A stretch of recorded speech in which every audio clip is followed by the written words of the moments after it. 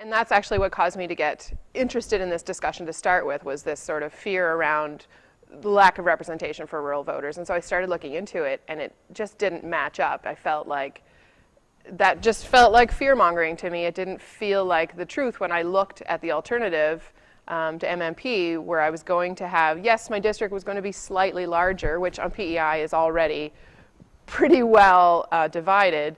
But then I had these 9 other positions, and my vote would really matter in that second ballot. That would really represent the concerns that I had, the values that I wanted to have represented in the House. So yeah, it just didn't match up. The rhetoric wasn't matching what I was researching and finding out. PEI is unique in that farmers do have a pretty good representation with the NFU, with the Federation. And we're lucky to have access to our Minister of Agriculture, fairly well. But first past the post in general, I think, just doesn't feel representative. The vote that I cast every time has almost never been represented in government.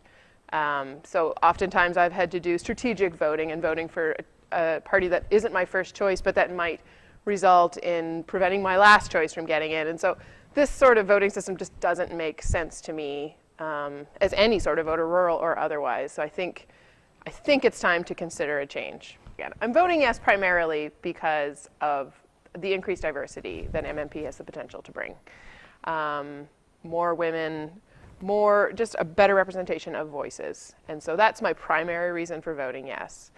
However, I also feel like my current representation as a rural voter is fair to middling at best. And so I think that MMP has the potential to really better that representation for me. Despite my district growing slightly larger, I'll still have my district rep. I can call about roads or whatever my concern is about Freetown. But I also have 9 other representatives that aren't tied to my district and aren't tied to any particular district who will also represent me. I think it's probably mostly what causes us to be scared is just change. And a lot of people feel like, well, it's not so bad here. PEI is pretty good and things are fine, but things could be fantastic. We could have better representation. Our votes could feel like they matter, and people could be more engaged in the entire process. Right now, I think there's a lot of disengagement because it's always the same 2 parties. You vote for one, you vote the other, or you don't vote for either, and you don't feel represented. And so now, under MMP, your vote could feel like it really matters, and more people would be engaged, and the whole system would just be more vibrant for it.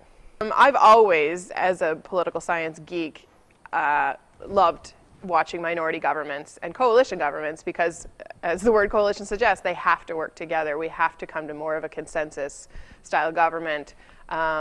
It's less of what we're used to seeing now, which is sort of a pseudo debate and then this overarching vote that's whipped, and so whoever has the majority automatically wins no matter how good the debate was. And so under a minority government where all of those powers have to sort of meet in the middle and everybody's voice gets heard and everything gets considered, it just feels a lot more just and a lot more representative. And just the discussion that's happening on either side, the fact that we're having this discussion at all, is really exciting. No matter which way it goes, I think the engagement in this process that I'm seeing is pretty inspiring and pretty exciting. And no matter which party you're supporting, I hope that you'll vote yes.